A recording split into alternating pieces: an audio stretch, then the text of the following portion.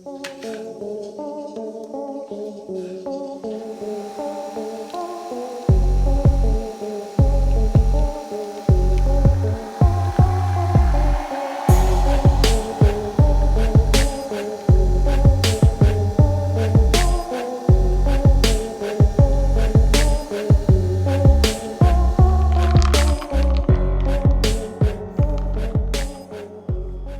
friends, it's Alexis and welcome to my first Winterween vlog.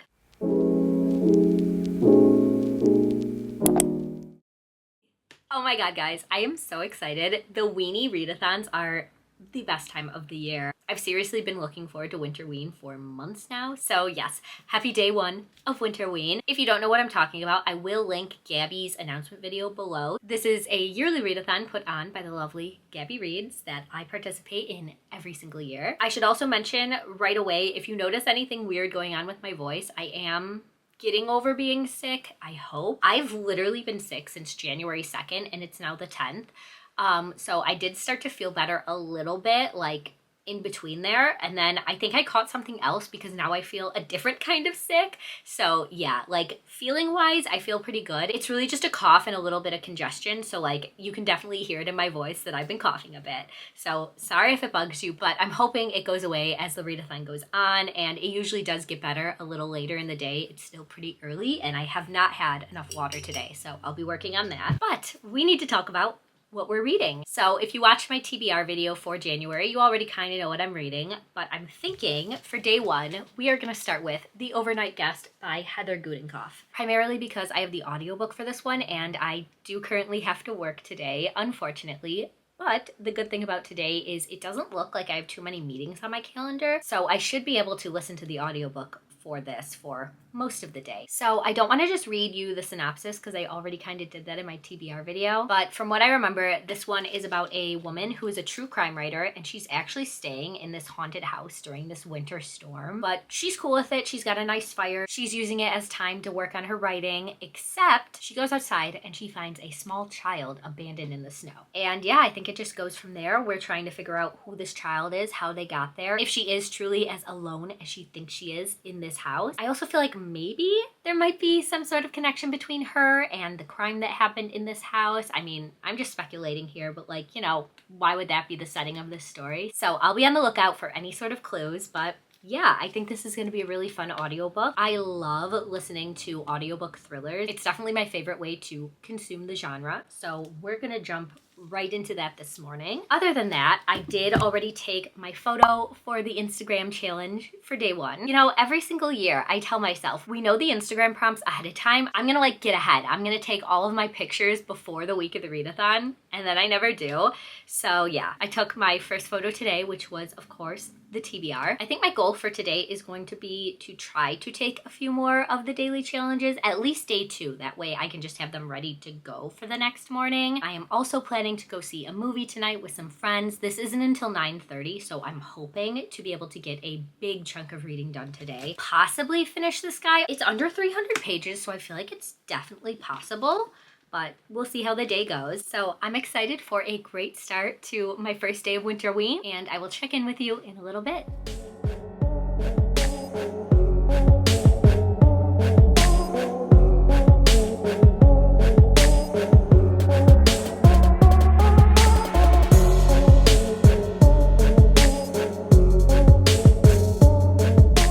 Again, coming in with our first update for The Overnight Guest. I have now made it to 27% of the audiobook. This thing is reading so fast. First of all, I should mention I did change because I just ate lunch and I am terrified of getting my Winterween hoodie dirty because I am so messy. I have stains on every single clothing item I own. I don't know what's wrong with me, but I'm messy when I cook. I'm messy when I eat. So yeah, I thought I would change into an equally as Halloween-y t-shirt. We have the pumpkins reading. So yeah, I'll probably change back into my hoodie when I go to the movie later. But for right now, I didn't want to get anything on it. Anyways, back to the book. We have met our main character. Her name is Wiley. She's our true crime writer, and she is staying in this small town where this murder, I'm assuming, has happened. We don't really know the details, but we know she's a true crime writer, and she goes to the locations to work on her projects. So we meet her and we know this storm is coming. So she's getting supplies. She's getting ready to kind of wait out the storm in the house. She thinks she'll be pretty safe. She has everything she needs except for a cell phone. They made sure to mention that she broke her phone, so she only has a landline to rely on. You know, of course, just setting it up for later when that would be an important detail to mention. So besides that, you know, I'm liking her storyline. We have already met the child who was out in the snow. I don't know if I said it was a little girl earlier, but that was incorrect. It is a little boy. And the vibes are off with him. Like, he's not accepting her help. He's not really talking to her more than saying a word or two. He definitely seems scared. So she finds him outside in the snow, like he's barely breathing. She gets him in, she starts warming him up. So the first thing she says when he wakes up is, you need to take all of your cold, wet clothes off. I'll get you new clothes, we'll dry yours. And he's like, no, like he's very, very scared. He doesn't want her to touch her. He doesn't want to take off his clothes. So right away, we know something's going on. We don't really know what. And she actually ends up going outside to kind of look, see what's going on, if she can find his parents, and she does. She finds this car crash and this woman inside. So now we're dealing with this. She doesn't know how to take care of this little boy. She doesn't know what to do about this woman who is stuck in this car. She doesn't have a way to call for help. They did mention her landline is down. She has like no service or something. There's still power as far as I remember, but yeah, the phone isn't working, and with the storm, there's no way for help to get to her anyways. So her storyline so far has been very interesting, very action-packed. What I wasn't expecting going into this is we're getting a lot of flashback chapters. We don't really know too much, but we're following this family, primarily this young girl is kind of our main character in the past timeline. And I'm assuming they are maybe the family that gets murdered that now Wiley is writing about. Like they're probably the original inhabitants of this home she's staying in. Like that would make sense to me, but we haven't gotten too many details about that yet. I'm definitely enjoying Wiley's present day chapters way more than the past chapters, but you know, we'll see what happens once we get more into it. In the past chapter, we literally just got mention of like the cops were called for this really terrible crime scene. So I'm thinking we're going to get more into like what happened, the murder, the mystery, that kind of thing. But yeah, once I go back to work now, I have my meeting really quick and then I should be able to just keep listening to this. Yay! Work is over for the day and it is officially the weekend. I have made it to almost the 50% mark. I am right at 49%, chapter 23. I can't believe how fast this is going. I'm really enjoying this. I think I could definitely finish it today and get our first book knocked out already. So I'm definitely going to keep listening for a little bit longer now. I'm about to start dinner. I'm going to make like kind of my lazy version of eggplant parmesan. I like roast the eggplant and then like melt some cheese on it at the end. So yeah, I just wanted to check in real quick before I get any farther. It's not like the best thriller I've ever listened to, and at the moment it's not feeling like a new favorite of all time, but you know, we still have 50% of the book left, so things could change. It's really reminding me of No Exit by Taylor Adams. You know, it sort of just has a similar kind of thing. There's a young kid, there's a snowstorm, and it's very action heavy so far. We just kind of had like a really tense chase scene almost, so I'm enjoying those parts of it. The flashback scenes to the past are getting more enjoyable for me. The murder has indeed happened at this point, and we're kind of trying to figure out, you know, what happened, who did it. The only concern I have about this book is the main girl, Wiley, does have a pet dog, and I thought something bad happened to him. I don't think we're safe yet. Like, I'm still nervous something might happen to him, so I will keep you updated on the well-being of this dog. But yeah, I think those are all my thoughts for right now. I'm gonna make dinner. Again, I don't have anything going on until the movie, so I have a solid few hours to keep reading and get as far as I can in this one.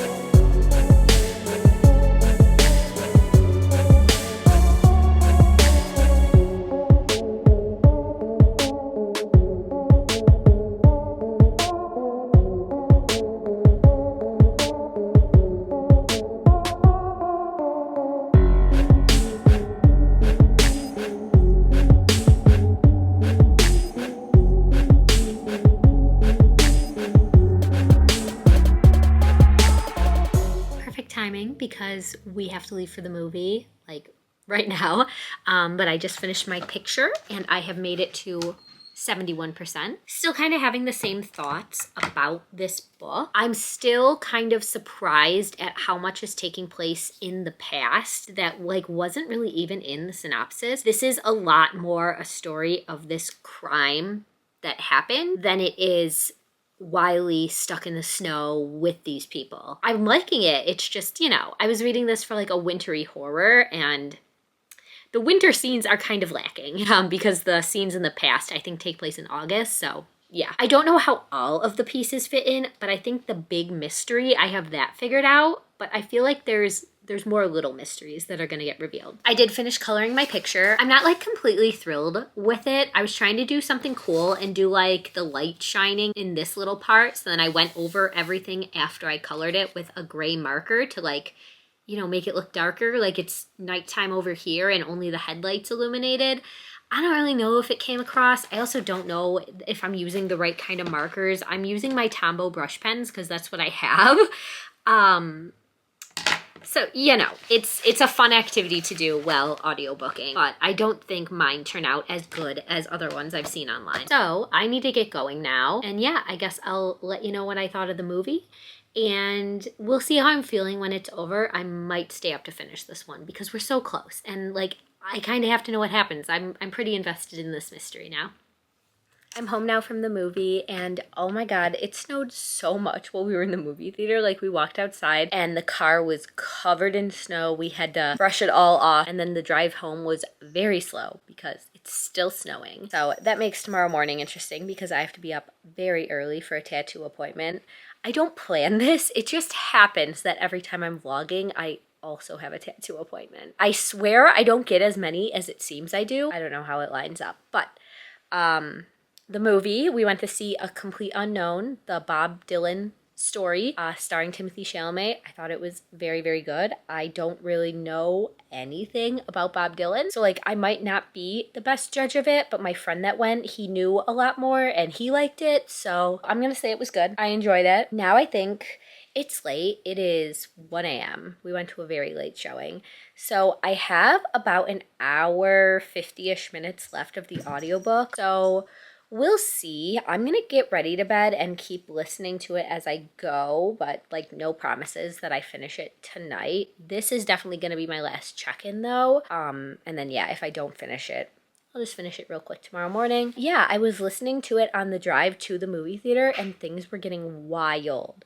We got some reveals. My one theory was correct, but then I didn't get this other thing right, and now we've got a few more little things to kind of figure out, and actiony bits are ramping up again. Just overall having a really good time. I feel like I really haven't seen anybody else talk about this one, and I'm really happy I found it. So far I feel like it's been a very successful first day of Winterween, so I'm gonna go get ready for bed now and I'll see you in the morning. Hello, sorry for the terrible car angle. I'm doing my best. We're in Dan's car, so we don't have the normal setup in mind. Okay, so just wanted to check in, say that we're having a very good, productive morning so far. I did finish the book last night. I'll give you a better review later on. Enjoyed it, so that's good. Book number 1 for Winterween is done. My tattoo went good this morning. We got a lot of snow last night, which I was kind of telling you about, so my tattoo artist was actually late to the appointment, so I was supposed to get 2 small ones, but we only had time for 1, but she had time in her schedule, so I'm gonna go back on Monday to get the second one. I'll show you it later because it's here on my arm, so it's kind of hard to take my coat off in the car, but yeah, after that we went to Target. I got Starbucks. The pistachio latte is back and this is my absolute favorite drink that they make. So just having an excellent day. Now I'm at the post office because I had to mail something to my mom and now I just have to stop at the library to pick up a hold. So yeah, after that we'll get home. I'll give you my final thoughts on that book and we'll start up on our next one. I'm home now, obviously. I could probably pick a better angle for this, but I'm too lazy to do that. But yeah, I thought I would give you a quick little haul. We're not staying home for very long. We ran home to let the dogs out, and then we have a little bit of shoveling to do on our front sidewalk. And then we're actually gonna go get lunch at one of our favorite vegan restaurants, and I'm so excited. So we're gonna do that, but I had to show you Emily. This was like the main, I mean, like, I had a reason to go to Target. We had things we needed to get, but like this was my main objective of why I wanted to go today, because I saw her on Instagram last night and I was like, oh my God, I need to see if they have her. And they had 2 left, so I got her. She's so cute. And she has a little clip, so I think I'm gonna put her on my purse.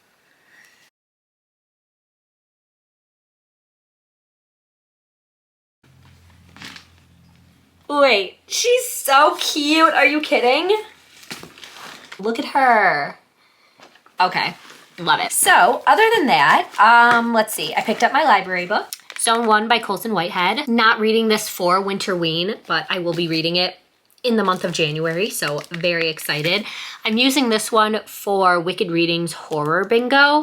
This is for the prompt to read a book with a number in the title. I believe this is kind of like a zombie apocalypse novel, so very interested. I don't think I've read many of these at all. I can show you my tattoo now. It has the Sanaderm wrapping on it, so that will come off in a few days. Let's go to like better lighting. A little Taylor Swift tattoo for the lyrics in Cruel Summer. I love it. I have like a plan in my head that I eventually want to get a tattoo for like every one of my favorite Taylor Swift songs. And I don't know when I'm gonna do that, but this is like the start of that. And then yeah, I'll show you the one on Monday. It's actually not related to a song at all. At first when I saw her flash sheet, the dice were the only one I wanted, but then as I kept thinking about it more and more, I decided that I did want a second one, and it's so cute. It's this little locket with the number 13 in it, and I'm gonna get it on the back of my shoulder here. But besides that, I think that's all for now. I have to get ready to go shovel some snow. As a treat afterwards, I do get to go out to lunch. So reading wise, I haven't read anything. I am going to read today. There are Winterween sprints on at 3 o'clock my time, I think. So my goal is to be home from everything by then. That way I can sit down and start reading for the day. Feeling like I maybe want to start The Gathering by CJ Tudor, but we'll pick something later. So.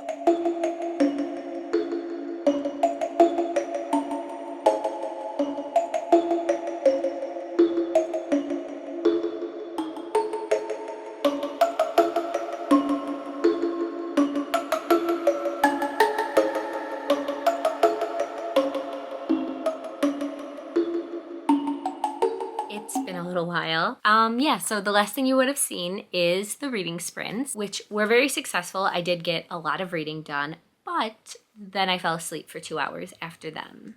And now here we are. So I think that's a sign to close out this vlog. That way we can start a new one tomorrow. I didn't talk about it in the beginning of this, but I'm thinking I'm gonna split up Summerween into 3 different vlogs. The first one is going to be days 1 and 2. Obviously this one. The second one is going to be days 3 and 4. And then the third vlog is going to be days 5, 6, 7. So just slightly easier for me than doing actual daily vlogging, you know? But we have some reading progress to update you on. So first of all, I realized I never gave you my final thoughts on The Overnight Guest. I decided to go with a 3.5-star rating for this one. It was very good. It just wasn't great. As someone who has read a lot of thrillers and can really recognize the tropes and you know, the common twists and turns that are in thrillers, this didn't have anything original to it. It's all stuff I've read before, but I still enjoyed it. It was still a very fast-paced thriller. I liked that they took all of these common thriller tropes and put them into this one story. I like how it turned out. There was more than one reveal in this, and I didn't guess the second one in the story. So yeah, overall, I think if you're new to thrillers, this could be a really, really good one. But if you're somebody who's read a lot of them and you've seen the common things, this one might not be the best for you. Oh, and one last super important thing, the dog survives. No harm comes to the dog at all. So always love that in a book. I'm very happy that this was my first book of Winterween, starting us off very strong. And then today, during sprints, you would have seen that I picked up The Gathering by CJ Tudor. This one is about vampires in Alaska, which reminds me so much of that movie. What is it called? Like 28 Days of Night? Something like that. Love that movie. Actually, the last time I watched it, a few years ago, we had a very bad winter storm where I live, and my house lost power, heat, everything for 3 days, and it middle of winter, so it was like 30 degrees in our house. We were basically living inside of a blanket fort with all of the animals to try and stay warm. I ended up watching a few movies on my phone because honestly it was too cold to read. Like my fingers were so cold. But yeah, I ended up watching 28 Days of Night while Dan was asleep, and it was like completely dark because the power was out. It was freezing in the house, and then we were in this blanket fort where it felt like if I had peeked out there would have been like vampires waiting for me. So like A+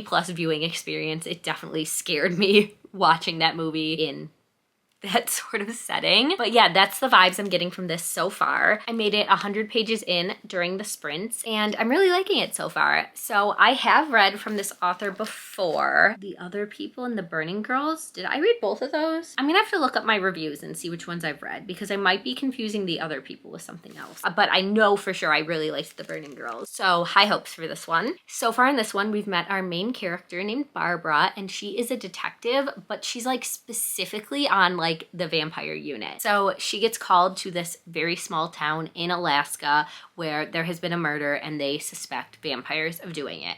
And in this world, the vampires are so cool so far. So it's honestly set up as if vampires are a metaphor for indigenous people in this. They were there first, and then humans moved in and kicked them off their land and are honestly trying to get rid of them because they say they're dangerous. In this world, the vampires are vegetarian. They live off of animal blood. They do still have the ability and I guess the want to bite humans and drink their blood, but like as a way to coexist with humans, they've agreed to not eat them. But yeah, all the vampires are forced to live in these little communities they call colonies, and they really just try their best to stay away from humans so that they're not hunted or like blamed for things. So that seems to be what's happening in this town, is all of the townspeople are blaming the vampires for this boy's death because he was drained of blood. But our detective comes in, and because she's specifically trained and works with vampire crimes, like she can kind of see this doesn't look like what's going on. So it's kind of setting it up that somebody has maybe framed the vampires because they just want to start a conflict with them. They want to get rid of the colony that's near this town. It's really just gone into the hatred that this town has of vampires. The townspeople really aren't happy that she's here, and she keeps finding these Helsing symbols drawn around town named for Van Helsing, and it's like these two stakes in the shape of a cross and then like over vampire fangs. And the way she describes it is a hate symbol. It means that these people want all of the vampires to die. We're dealing with a religious figure in the town that is very loud about her views on vampires. So yeah, it's very interesting. It's very similar to things that are happening in the real world, but just using vampires as an example instead of real life things, which honestly has always been a trend in classic vampire literature, which is a big part of why I love it so much. So far this one is reading a bit more like a mystery than a horror. Nothing horrific has happened yet. We're only 100 pages in though, so we'll see. So I usually don't love reading from like the detective's perspective, but in this, I'm not minding it. I think the author's doing a really great job of like describing her and helping us get to know her. So far we know that Barbara is a 50-year-old overweight lesbian, and like I love that. That is just such a unique perspective. I feel like I don't usually read books where the main character is in their 50s, and usually when the detective is the main character, it's a man. I also like that she is the only character kind of on the vampire's side. She at least wants to give them a fair trial, and she doesn't want to condone the town just going and killing this whole colony of vampires when they don't even know what happened. And then we've gotten to know a lot of the townspeople, but the only other character that I really like so far is we did meet the leader of the vampires, and like this world is just so cool. And yeah, I'm just really excited to read more. I'm probably going to read a little bit more now once I get into bed. And then tomorrow morning, I have a coffee shop date with an old friend from high school. So we're gonna catch up and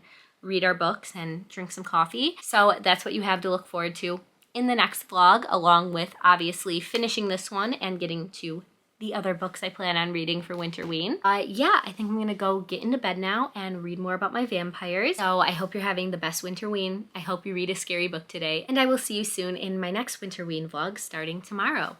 Bye.